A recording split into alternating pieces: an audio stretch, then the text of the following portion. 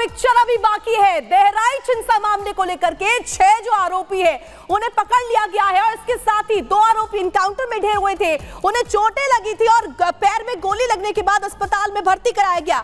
और अब ये तस्वीरें भी आपको दिखा रहे हैं, उन्हें 14 दिन के लिए जेल भेज दिया गया है पेशी के बाद। तो देखिए कल एनकाउंटर हुआ और यहाँ पर देखिए आज पेशी हुई, पेशी के बाद यहाँ पर देखिए भेज दिया गया है जेल। और लगातार जो एक्शन है वो सख्त लिया जा रहा है। बर्बरता बेहिसाब की गई थी, लेकिन सबका हिसाब होगा चुन चुन कर। और ये 3 तस्वीरें आपको दिखा रहे हैं। पहली तस्वीर देखिए जहां पर देखिए आरोपियों का एनकाउंटर हुआ है, उसका वीडियो तक सामने आ गया। एनकाउंटर में किस तरीके से दोनों को दबोचा गया। 14 दिन की न्यायिक हिरासत में भेज दिया गया है। बुलडोजर एक्शन की भी तैयारी है।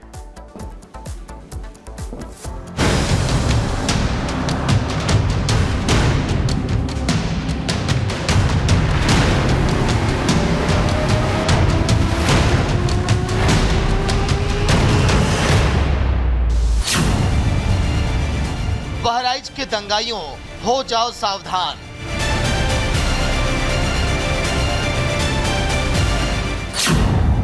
योगी सरकार दंगा करने की देगी ऐसी सजा, दंगा करना तो दूर पत्थर मारना भी भूल जाओगे।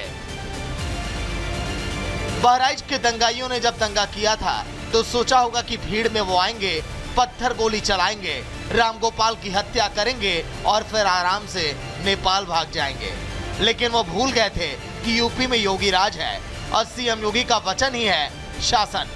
दंगाइयों ने 13 अक्टूबर को रामगोपाल की हत्या करके जो गलती की थी उसकी अब उन्हें सबसे बड़ी सजा मिलने जा रही है। एनकाउंटर के बाद यूपी पुलिस अब उन्हें ऐसी सजा देगी जिसे वो जिंदगी भर नहीं भूल पाएंगे। दरअसल बहराइच के दंगाइयों के खिलाफ अब बुलडोजर एक्शन की तैयारी चल रही है। बहराइच पुलिस दंगाइयों के अवैध निर्माण को चिन्हित करके उन्हें तोड़ने का प्लान बना रही है। बहराइच पुलिस की निशानदेही पर दंगा फैलाने में शामिल रहे दंगाइयों के 30 से 40 अवैध निर्माण हैं, जिन्हें कभी भी गिराया जा सकता है। बहराइच पुलिस ने दंगाइयों के अवैध निर्माण को तोड़ने की कार्रवाई भी शुरू कर दी है। बहराइच हिंसा के मुख्य आरोपी हामिद के अवैध निर्माण की जांच करने के लिए बहराइच पुलिस उसके घर पहुंची और अवैध निर्माण को चिन्हित किया। माना जा रहा है कि बाबा का बुलडोजर कभी भी दंगाइयों के अवैध निर्माणों पर गरजेगा और पलक झपकते ही दंगाइयों के अवैध निर्माण को मिट्टी में मिला दिया जाएगा। एक तरफ जहां बुलडोजर एक्शन की तैयारी चल रही है तो वहीं दंगाइयों की धरपकड़ भी जारी है। बहराइच पुलिस ने 13 अक्टूबर को हिंसा में शामिल रहे 6ठे नामजद आरोपी अफजल उर्फ कल्लू को भी गिरफ्तार कर लिया है। इससे पहले गुरुवार को पुलिस ने बहराइच हिंसा के मुख्य आरोपी सरफराज और तालिब को एनकाउंटर के बाद गिरफ्तार कर लिया था और इनके अलावा मोहम्मद फहीम, अब्दुल हमीद और मोहम्मद अफजल को भी गिरफ्तार किया था।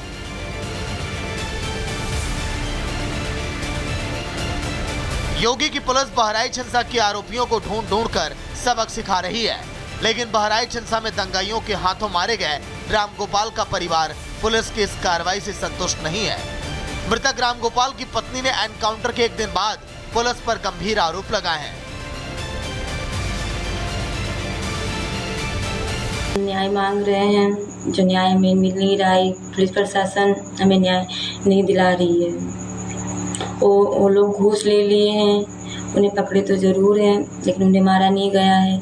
हम लोगों को दिखा दिया गया है कि पैर पे गोली मारी गई है, लेकिन इंसाफ हमारे साथ नहीं हो रहा है। बहराइच हिंसा में मारे गए रामगोपाल का परिवार खून का बदला खून से मांग रहा है, लेकिन पुलिस कानून के दायरे में रहकर एक एक दंगाई को सबक सिखाने में जुटी है। वहीं बहराइच हिंसा के बाद आज पहला जुमा है। पुलिस पूरी तरह से अलर्ट पर है। बहराइच में चप्पे चप्पे पर पुलिस बल तैनात है और एक एक शख्स पर नजर रखी जा रही है। पुलिस की तरफ से कहा गया कि किसी को भी कानून हाथ में लेने की इजाजत नहीं होगी और अगर किसी ने माहौल बिगाड़ा तो उस पर सख्त एक्शन लिया जाएगा।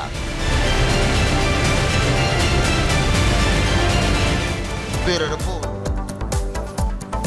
रिपोर्ट में आपने देखा कि किस तरीके से कुछ मकानों पर क्रॉस का साइन लगा हुआ है, लाल निशान लगाए गए हैं। तो आप इसे देखेंगे तो समझ पाएंगे कि ये वो अवैध मकान है जिन पर कार्रवाई की तैयारी है। लेकिन नियत संगत जो होगा, नियम के तहत जो होगा, वो बुलडोजर की कार्रवाई की जाएगी। लेकिन सबसे अहम बात यह है कि ग्राउंड जीरो पर जाकर देखना ज्यादा बेहतर होगा, इसलिए हम आपको ग्राउंड जीरो ले चलते हैं। इस वक्त बहराइच के महाराजगंज बाजार में मौजूद हैं। दरअसल यहां पर पीडब्ल्यूडी की तरफ से कुछ मकान जो हैं वो चिन्हित किए गए हैं, जिन मकानों को लेकर बुलडोजर का एक्शन देखने को मिल सकता है। अगर तस्वीरें हम आपको दिखाएं तो आप देखिएगा, इस मकान को भी जो है वो रेड क्रॉस से चिन्हित किया गया है। इसके साथ ही इस बाजार में कई ऐसे मकान हैं जिन मकानों को चिन्हित किया गया है और अब आने वाले वक्त में इन मकानों पर बुलडोजर जो है वो चल सकता है।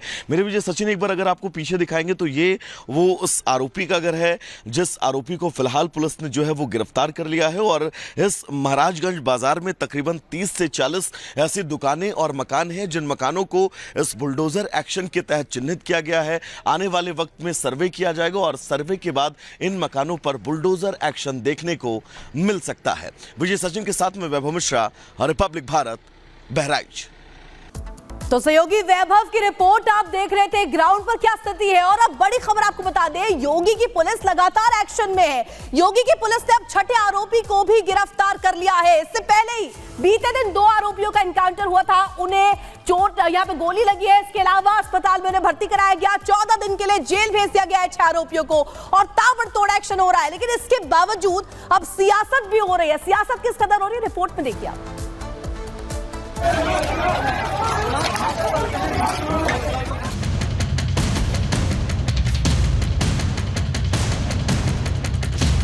यूपी में माफिया और बदमाशों की आतंक का अंत हो रहा है। तो बहराइच केस में यूपी पुलिस के एक्शन से राम गोपाल के आरोपियों को संदेश साफ है कि कोई भी बख्शा नहीं जाएगा। बहराइच में हिंसा और गोली चलाने वालों पर भी योगी पुलिस का हंटर जारी है। योगी की पुलिस ने राम गोपाल मिश्रा की हत्या के आरोपियों का एनकाउंटर कर दिया। हत्याकांड के मुख्य आरोपी सरफराज और तालीम नेपाल भाग रहे थे। अब बहराइच दंगे में नामजद छठे आरोपी मोहम्मद अफजाल उर्फ कल्लू को भी पुलिस ने गिरफ्तार कर लिया है। बहराइच हिंसा मामले में पुलिस को बड़ी कामयाबी मिली है। पुलिस ने मोहम्मद अफजल उर्फ कालू को धर दबोचा है।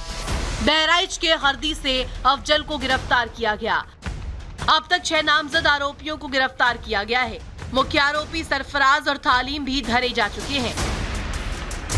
हालांकि ना जाने क्यों, लेकिन मृतक राम गोपाल का परिवार वो अभी तक की कार्रवाई से खुश नहीं है। मृतक राम गोपाल की पत्नी ने पुलिस की कार्रवाई और एनकाउंटर पर सवाल उठाए हैं। हम न्याय मांग रहे हैं, जो न्याय हमें मिल नहीं रहा है। पुलिस प्रशासन हमें न्याय नहीं दिला रही है। वो लोग घूस ले लिए हैं, उन्हें पकड़े तो ज़रूर हैं, लेकिन उन्हें मारा नहीं गया है। हम लोगों को दिखा दिया गया है कि पैर पे गोली मारी गई है, लेकिन इंसाफ हमारे साथ नहीं हो रहा है। योगी का संदेश साफ है, जो यूपी में दंगे की आग भड़काएगा वो बख्शा नहीं जाएगा। लेकिन योगी की कार्रवाई ने कई लोगों के पेट में दर्द भी पैदा कर दिया है। पूर्व सीएम अखिलेश यादव ने सवाल उठाए, जिसका जवाब गिरिराज सिंह ने दिया। जब बहराइच की घटना हुई, एक शब्द नहीं अखिलेश यादव के जुबान से खुला, केवल मुस्लिम वोट के लिए। उनका तो डीएनए में ही हिंदू विरोधी है। जीरो टॉलरेंस का नारा देने वाले, उन्हें खुद अपने आप पर सोचना चाहिए। जो लोग एक शांतिपूर्ण तरीके से एक कस्बे, गांव का या आसपास के लोगों का कार्यक्रम शांतिपूर्ण से संपन्न नहीं करा पा रहे हैं, उनसे लॉ ऑर्डर की क्या उम्मीद करेंगे आप। एनकाउंटर करना और नफरत को बढ़ावा देना, ये सरकार को नया तरीका मिल गया है काम करने का। ये अपनी सब नाकामी छिपा रहे हैं। बाबा की पुलिस अपराधियों का चुन चुन कर खात्मा कर रही है। कानून के साथ खिलवाड़ करने वालों को लंगड़ा बनाकर ही दम ले रही है। शिकंजे में आए आरोपियों के घरों की भी तलाशी ली जा रही है। योगी ने पहले ही अपराधियों को अल्टीमेटम दे दिया था, या तो अपराध करना छोड़ो नहीं तो फिर यूपी छोड़ दो, क्योंकि विकास को धार और अपराध पर वार यूपी में योगी सरकार इसी नीति पर आगे बढ़ रही है। Bureau report, Republic Bharat.